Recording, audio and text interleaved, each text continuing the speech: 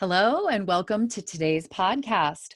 I'm Susan Guthrie, your host, and today we're going to talk about the reaction that many of my mediators are telling me about that they receive from attorneys when they reach out to them to talk about the possibility of converting a already scheduled in-person mediation into an online mediation. And that reaction is, no, we'll wait.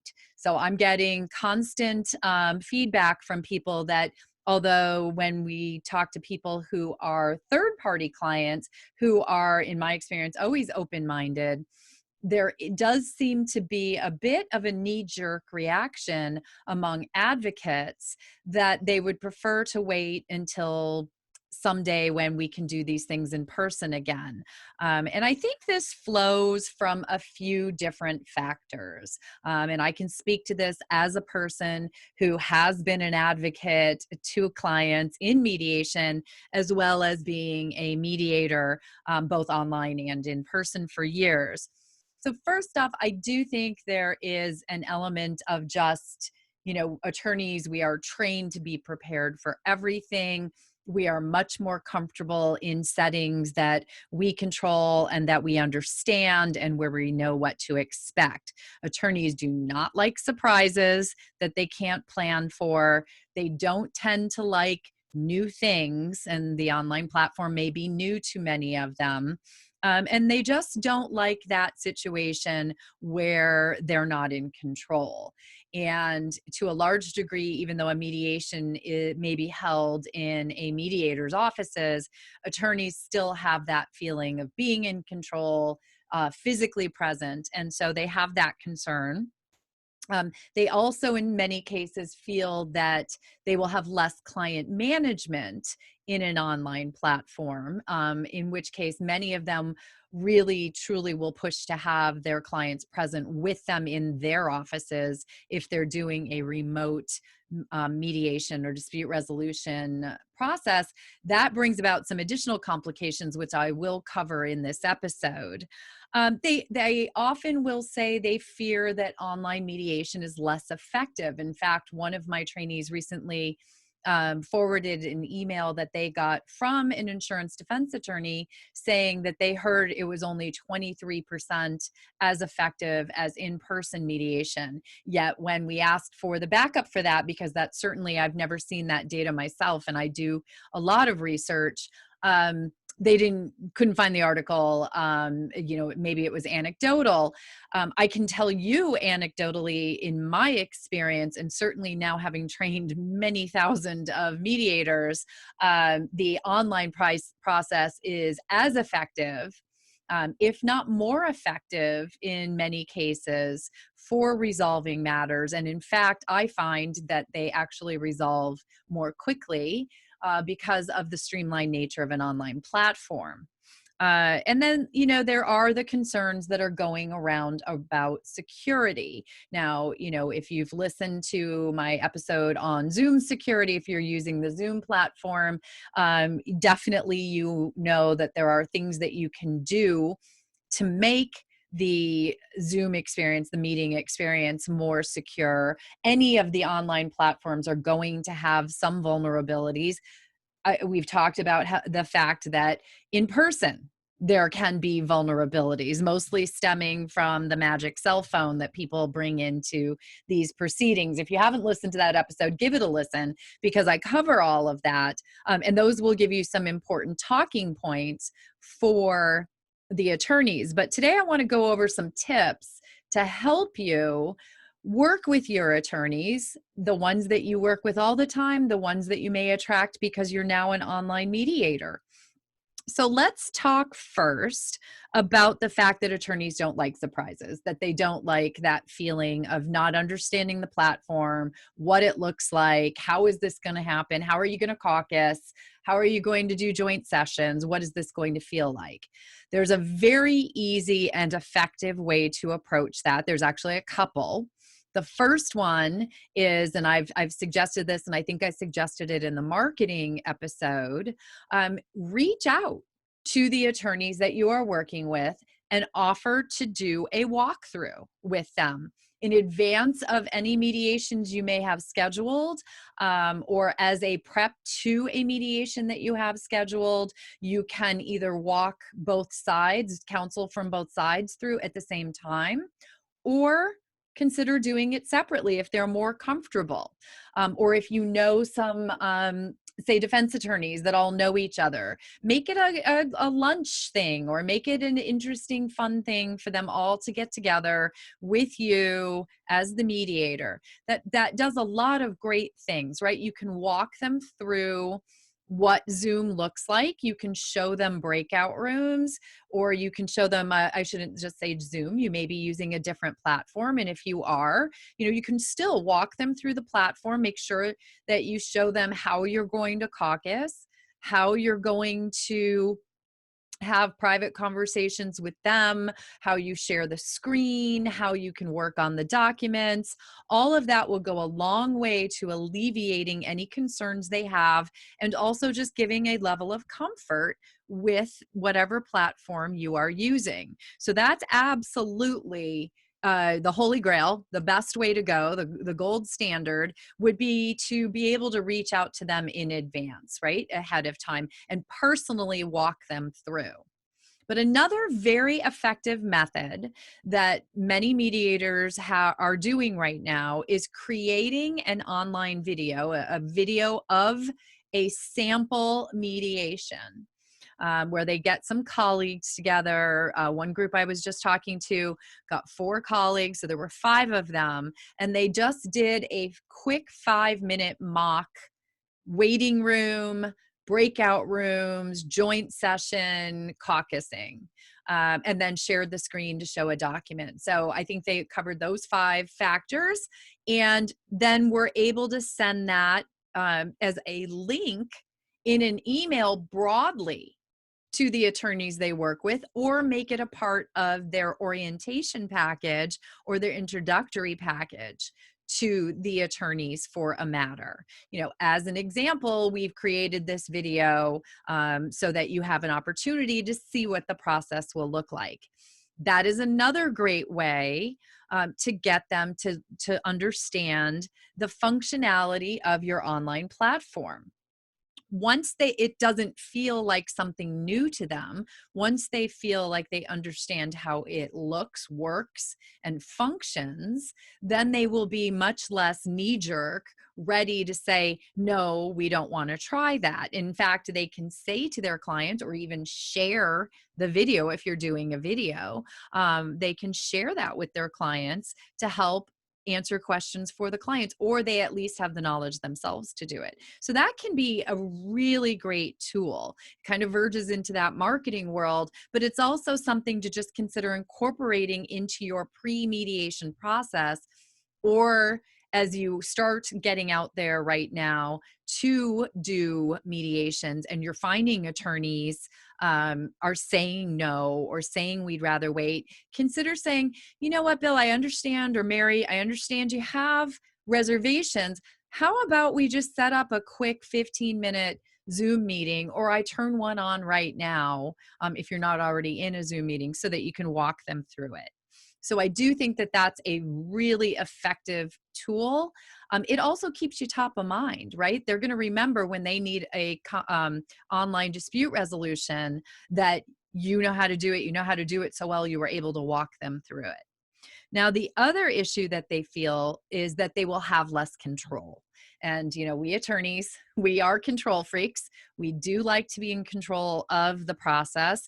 And there's something about physically being present that always makes attorneys feel better, having their client present, so that they can impress upon them certain, advice or counsel is very important to attorneys, and they feel that the personal gets lost in the online platform. Now, if you are an online mediator, I think you understand that that is a misperception. That is, in fact, absolutely not my experience. It is not the experience of the majority, if not all, of the mediators that I have trained and gotten feedback from. Because the visual is so predominant, our facial expression, our voice inflections, which are about 80% of human communication, because that's so focused in an online mediation, there's actually an enhanced communication that goes on. But until you experience it, again, that can be difficult to understand. So I do, again, think the video or the walkthrough is very effective for helping attorneys. The other thing that they need to remember is for clients, and I always gently bring this into the conversation with attorneys, or when I'm talking to them about the fact they need to educate their attorneys on the process, I say, for your clients, this probably isn't new because they are not usually that often in a mediation or arbitration or dispute resolution process, right? We as mediators, attorneys, and arbitrators and dispute resolution professionals, we are in them all the time and know that this is a new method. Clients don't generally know that. So the clients are not thinking that this is something all that different. In fact, they're usually happy because they're having an opportunity to resolve their matter.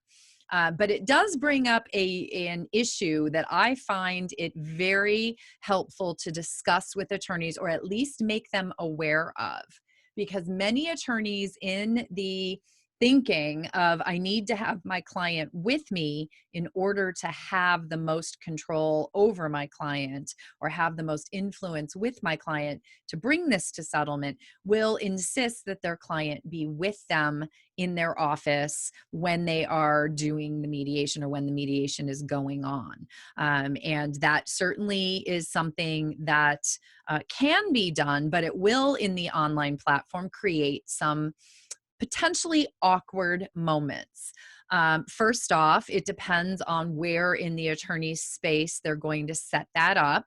If they set up in a conference room, so, for an example, are they going to be using one laptop? Will they have two laptops? If they do, there might be feedback issues. So something to make them aware of in that instance. The other issue is if they're using one laptop to be seen on screen at the same time, they kind of have to lean in together, which creates just a little awkward dynamic because they're not really looking at each other. They're sort of looking at the screen so they can see the mediator who's speaking to them. And it's actually a little less visual, just makes for a little bit different feel. The other aspect of it is, and this comes up all the time, and if you don't think about it ahead of time, it's an awkward moment when the attorney wants to, or the mediator wants to talk with the attorney alone, or talk to the two attorneys in some other place. It means that either the attorney has to do something with the client to move them, which is very awkward, or the attorney has to leave the client maybe in the conference room and then go to their office and set up a separate entrance into the meeting, a separate link into the meeting, so that they can meet separately with the mediator and or the other attorney or whoever they might be wanting to speak to privately. So those can create just some logistical issues, but also some potentially awkward moments. Another thing for the attorneys to be apprised of ahead of time is if it's a full day mediation, couple of things. One, if their clients are going to be with them, now they're the ones who will be supplying lunch and snacks and things for the client. If the client's going to be separate, it might be a nice idea, or as a courtesy, to remind the client that this will likely take all day. You may want to have access to food, keep some, coffee and drinks ready at the go, that sort of thing. The other thing, and this is a plus, and most attorneys sort of sit up and take notice when I make them aware of this, is because they can be in their office, or right now most people are in their home office, but they're still in a space where they can work. They actually, if they are especially separate from their client, they can go when it's downtime in the mediation process and work on other matters. and function on other things that you can set up. I talk about in my training that if the other, you're going off with in breakout room 1 with the plaintiff and their attorney, and it's likely to be a long conversation, the defendant and their attorney can be doing something else productive in that time. And you just let them know you're going to text them or call them on the cell phones to let them know it's time to come back to the meeting. So that is actually for many attorneys who can then have a multiple billing event type of day, that can be particularly effective. So I do always let them know of that type of a benefit, because they don't always think about it, right? We all don't always think about these things.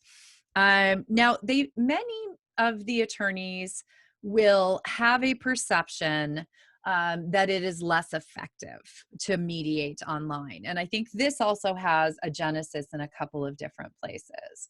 One, I think that they will take anything that they've heard that substantiates their desire not to do an online proceeding and grab onto that fact. So they may have heard that or thought they saw that somewhere. Again, I will tell you that the statistics that I find show that it is at least as effective, if not more effective. Anecdotally, that is also my experience, and the vast majority of feedback I get from all of my trainees is the same. But right now, especially in the COVID era, but I think endemic to any new avenue of doing anything, is that not everyone who goes out there and does it takes the time to properly train and to properly learn how to do something. And online mediation is no different. That is why I do so many trainings. That's why I created the program. And thankfully, I appreciate that so many people have reached out to take it, because online mediation is not a place to wing it. And I say that, right? Anybody who's listening now who's been to one of my programs knows, do not wing it. I did it. I winged it back in the beginning, and it is a huge mistake. And it's mistake beyond your personal practice. It is going to turn off all of the participants. When you make mistakes, when you are not in control of your process, when you are not functioning at your best in the online platform, then the attorneys, the clients, and the mediator usually will walk away with a bad feeling about the process and will badmouth the process, which hurts us all. So definitely in a time right now where so many mediators and dispute resolution professionals feel forced to go online because of social distancing, because of the pandemic, there are obviously going to be those who just jump on. And there are obviously going to be mistakes made. So I think your best way to deal with this, if that is the reaction that you're getting from the attorneys, is to point out that you are trained, that you have experience, that you are in control of your process, that the more mastery of your process you can display, the more you educate them on the actual process, which displays your acumen in the area, I think goes a long way to that. And again, going back to the demonstration, the orientation, the video, I think is a huge help with this area as well. Now, the final area where I really think we really come into some issues for attorneys and really any professional out there right now, or anyone getting online, is people are concerned about security. They're concerned that the process is not secure, that somehow the plaintiff is going to come walking into their breakout room if they're the defense side of things, or that people are going to overhear private conversations. So I think there's a great deal that we can do to educate people both about the measures that we as mediators or dispute resolution professionals can take and know that we need to take to make the matter secure. And again, I'll refer back to how to make your meeting secure episode, but highlighting that is the use of the waiting room, is the fact that only the mediator has controls over recording and over the breakout rooms, who can go in and out of them and who is assigned to them. All of those safety factors, the password enabling, them keeping the link secure, all of that is truly, the best way to let them know you have a mastery over your platform. And it really goes back to the training, the understanding your platform and what is needed. So I find those measures go a long way to alleviating the fear of attorneys. Now, another thing to do, and it kind of hits on that marketing, but that's really what you're doing, right? If you're talking to attorneys to convince them to give online dispute resolution a try, you're kind of marketing. So another thing you can do is, if you have had some successful online mediations that have incorporated counsel, get some feedback from them, ideally positive comments, and ask for permission to use those. Put them right on your website, but also, pepper it in. Hey, you know what? If you're nervous about this, Mary, why don't you call Bill? I just did one with him last week. I know you guys are acquaintances or colleagues. Give him a call. He told me afterwards he had a great experience. That is, word of mouth, colleagues recommending. That is, you can't pay for that type of positive feedback and the positive effect that will have. One last note on cases where you have attorneys, and this might go a little beyond convincing attorneys to give it a try. But another thing that I think is a really nice touch is making sure that, because you're often only going to speak to the attorneys before the mediation, making sure that you make it easy for the attorneys to educate their clients and prepare their clients for the mediation or dispute resolution process. So consider creating handouts for the attorneys to provide to their clients. Think how nice that is. And you can get your letterhead on there, how professional that looks, how wonderful that will feel to the attorney, again, showing your mastery. You know what they need to tell to their clients, or how they can prep their clients, and you understand their experience of this process. So all of the above, I have found, and I have heard again through my many trainees, are all very effective ways to work with your attorneys to help them to understand and feel comfortable in the online space. So I hope that was helpful. I hope that gets you online into your new online mediation practice and brings you the attorneys to the virtual table. So I'll see you all again next week.